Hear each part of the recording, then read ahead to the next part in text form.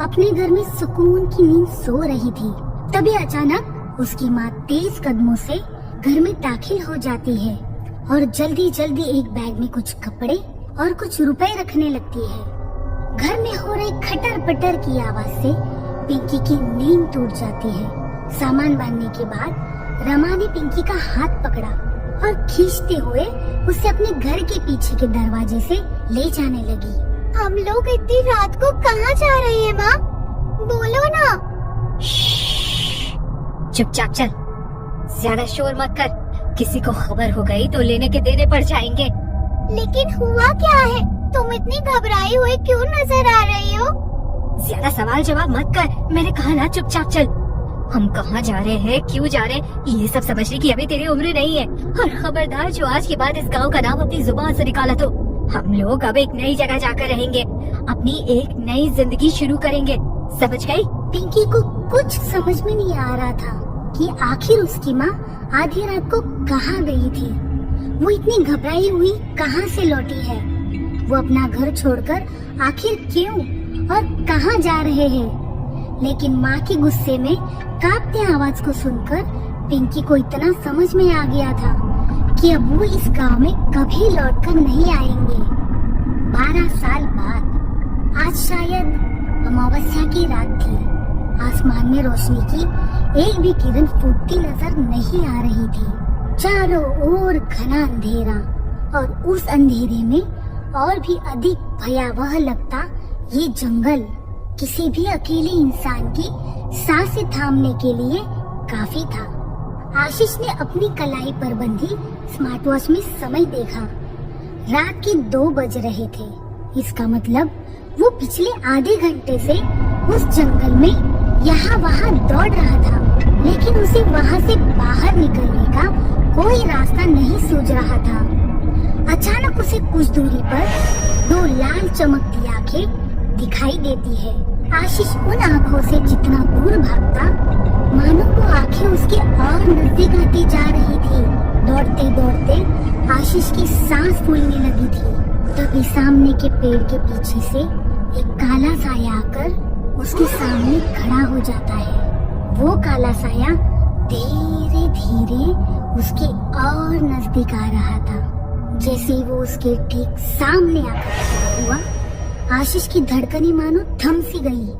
उसके सामने उसका हमशक्ल इंसान खड़ा था, जिसने हूबहू उसके जैसे कपड़े पहने हुए थे। उस इंसान की आंखें खून की तरह लाल और बड़े नुकीले पंजे किसी जंगली जानवर के जैसे नजर आ रहे थे।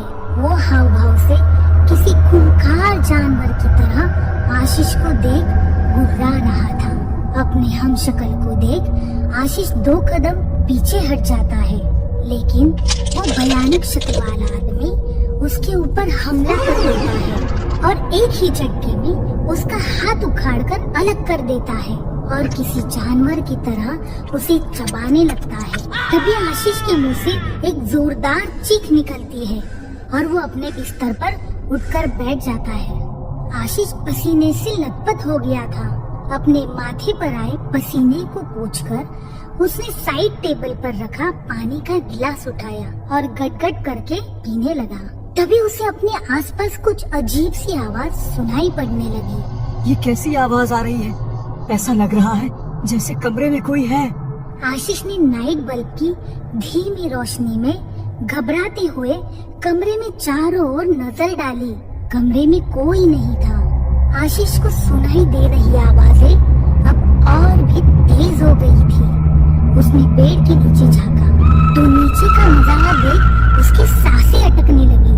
नीचे उसका हमशक्ल एक इंसान का हाथ चबा रहा था। उसके पूरे चेहरे पर खून लगा था और उसकी आंखों से वहशियत टपक रही थी। बिजली की तेजी से वो आदमी आशीष के नजदीक आया और उसे बेड से नीचे खींच लिया। घबराहट के मारे आशीष के मुंह से चीख निकल गई, जिसे सुनकर उसके माँ बाप दौड़ते हुए उसके कमरे में आ जाते हैं। क्या हुआ बेटा? यहाँ जमीन में क्यों बैठा है और तू इतनी जोर से क्यों चिल्लाया? माँ वो मुझे मार डालेगा। माँ कौन मार डालेगा? कौन है यहाँ? किसकी हिम्मत है जो हवेली में पाँव रख सके? शेरा और हिमेश दरवाजे पर बंदूक लिए पहरा दे रहे हैं। कोई परिंदा भी पर नहीं मार सकता हवेली में। तुम समझ नहीं रही हो माँ, तुम्हारी बंदूक गोली उसे नहीं रोक सकती।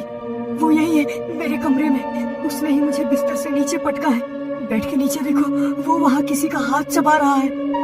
महीने भर के अंदर ब्याह है तेरा और तू ऐसी बहकी बहकी बातें कर रहा है। तूने शराब पी रखी है क्या?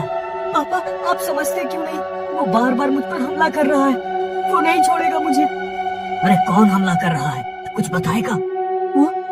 वो बिल्कुल मेरे जैसा है, लेकिन वो मैं नहीं हूँ। उसकी शैतानों जैसी लाल भयानक आंखें हैं, लंबे नाखून और मनहूस सा चेहरा है। फिर से शुरू हो गया तुम्हारा बेटा, ये होश में नहीं है।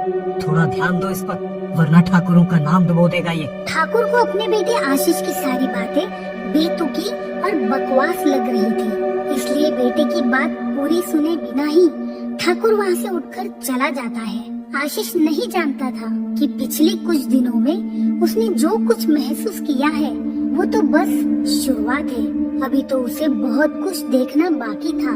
आशीष को अब अपनी तबीयत कुछ ठीक नहीं लग रही थी। शरीर में बिस्तर से उठने की ताकत ही महसूस नहीं हो रही थी। किसी तरह दिन बीता और रात को वो अपने बिस्तर पर सोने चला गया।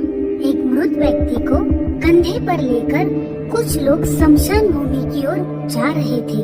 आशीष भी उन आदमियों के साथ शमशान की ओर जाने लगा। आशीष उनके साथ जा जरूर रहा था, लेकिन उसे समझ में नहीं आ रहा था कि मौत किसकी हुई है। कुछ देर बाद सभी लोग शमशान पहुंच गए और मुर्दा व्यक्ति को चिता पर लिटाकर आग लगा दी गई। तभी आशीष ने देखा कि चिता पर कोई और नहीं, वो खुद ही लेटा हुआ है। आग की लपटों ने उसे घेर लिया था और वो पूरी ताकत लगाकर चीख रहा था, लेकिन ऐसे लगता था चीखें उसके मुंह में ही घुटकर रह गई है। आशीष का शरीर धू धू कर जल रहा था और चिता पर लेटे आशीष की आंखों के आगे अंधेरा छा गया। कुछ देर बाद आशीष ने महसूस किया कोई उसे जोर जोर से हिला रहा है। कौन है? क्या हुआ बेटा? तू सोते हुए बुरी तरह से कांप रहा था और तेरे शरीर पर से कपड़े कहाँ गए? इतनी सर्दी में तू बस बनियान पहनकर क्यों सोया है? माँ, मैंने फिर से सपने में खुद को मरते देखा। कुछ हो रहा है मेरे साथ जो बस मैं ही महसूस कर सकता हूँ। मैं तुम्हें कैसे समझाऊं माँ कि मेरे आसपास, मेरे साथ हर पल कोई है, कोई ऐसा जो नींद में भी मेरे आसपास रहता है। मैं पागल हो जाऊंगा, मुझे बचा लो माँ। कुछ नहीं बेटा, सपनों को इतना सीरियस नहीं लेते हैं। कुछ नहीं है, सुबह ही हो गई है। तू उठ जा, मैं चाय बनाती हूँ। आशीष का सर बुरी तरह से चकरा रहा था। माँ, बिस्तर से उठने का मन नहीं हो रहा है। ऐसा लगता है मैं महीनों से बीमार हूँ और शरीर में ताकत ही ना हो। अच्छा तू परेशान मत हो, मैं यही चाय नाश्ता ला देती हूँ।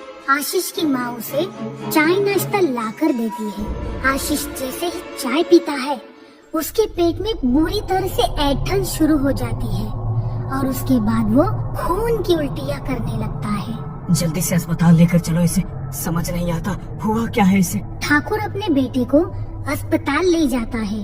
सारे टेस्ट होते हैं, लेकिन सभी टेस्ट एकदम क्लियर थे। अंत में हताश होकर ठाकुर उसे वापस घर लेकर आ जाता है। धीरे धीरे दिन गुजर रहे थे और गुजरते दिन के साथ आशीष की हालत बद से बदतर होती जा रही थी। ऐसा नहीं था कि ठाकुर ने अपने बेटे का इलाज कराने की कोशिश नहीं की, लेकिन जाने क्या बात थी, जितना इलाज की कोशिश तेज होती आशीष की हालत उतनी ही बिगड़ती जाती। जो साया आशीष पहले नींद में देख रहा था, अब वो हमशक्ल साया उसे दिन भर अपने आसपास मंडराता हुआ नजर आता। कभी बिस्तर के नीचे, कभी पर्दे के पीछे, हर जगह वो खून की तरह चमकती आंखें उसे ही घूरती रहती। कुछ दिन पहले पिंकी बेटा, जल्दी से नाश्ता कर ले, कॉलेज के लिए लेट हो रहा है ना तुझे। आज तेरा एग्जाम है, थोड़ा समय से नहीं उठ सकती तू? एग्जाम में लेट हो जाएगी तो क्या होगा? अरे मम्मी क्यों टेंशन लेती हो? आपकी बेटी ने इतनी अच्छी तैयारी की है ना कि अगर मैं आधा घंटा लेट भी पहुंच गई तब भी टॉप तो मैं ही करूंगी। अच्छा बेटा, ज्यादा आत्मविश्वास भी सही नहीं होता। मैं ठाकुर साहब के यहाँ जा रही हूँ। उनके यहाँ आज कुछ खास मेहमान आने वाले हैं। कुछ समय लगेगा, कॉलेज से आकर खाना खा लेना। ठीक है माँ। अब आपको क्या ही बताऊँ माँ कि छोटे ठाकुर पूरी रात फोन पर बात करते हैं मुझसे। अब रात में सोने को नहीं मिलेगा तो सुबह सोकर तो नींद पूरी करनी पड़ेगी ना। आशीष, मैं कॉलेज के लिए निकल गई हूँ। हाँ ठीक है, मुझे खेत के पास मिलो, मैं तुम्हारा वेट कर रहा हूँ। पिंकी की माँ रमा बड़े ठाकुर की हवेली में खाना पकाने का काम करती थी। राजीव ठाकुर का एक ही बेटा था जिसका नाम था आशीष। आशीष और पिंकी एक ही कॉलेज में साथ साथ पढ़ा करते थे। पिंकी कॉलेज की सबसे होशियार लड़की थी। गरीब माँ की बेटी होकर भी हर साल कॉलेज में वही टॉप करती थी। आशीष और पिंकी एक दूसरे को बहुत पसंद करते थे। दोस्ती से शुरू हुआ उनका सफर कब प्यार में बदल गया उन्हें एहसास ही नहीं हुआ।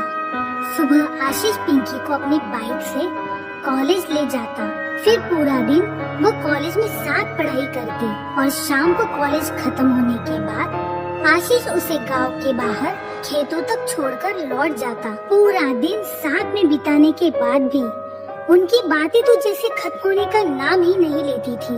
रात को सबके सोने के बाद एक बार फिर पिंकी और आशीष के बीच बातों का सिलसिला चल पड़ता। आशीष 2 बज गए हैं, अब सो भी जाओ, सुबह एग्जाम है। एग्जाम में सो गए ना तो पूरा साल खराब हो जाएगा। बस 2 मिनट और फिर फोन रख देंगे। 2 मिनट करते हुए